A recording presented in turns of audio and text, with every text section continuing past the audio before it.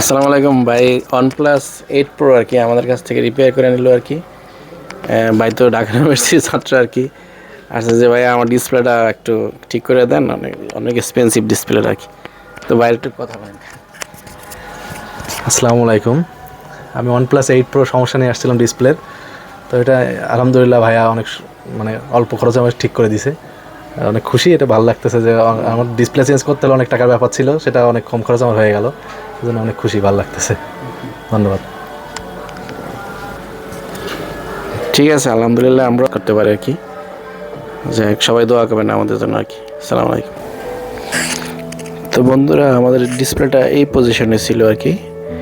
Display green হয়ে যাইতো customer নিয়ে আসছে যখন, তখন গ্রিন হয়ে গেছে ডিসপ্লে আসতো না কিছু।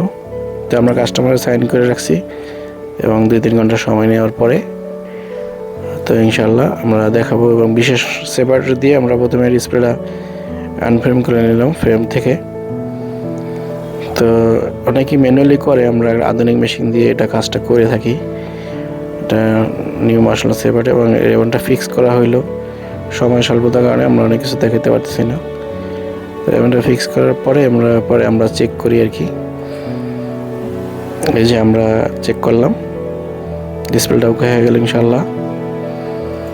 তো এই ধরনের ডিসপ্লে যদি কারোর সমস্যা হয় আমাদের কাছে অবশ্যই কল দিবেন এবং নিয়ে আসবেন সময় সুযোগ মতো। আমাদের ঠিকানা Gulistan shopping complex, hall market, capsule lifters হয়।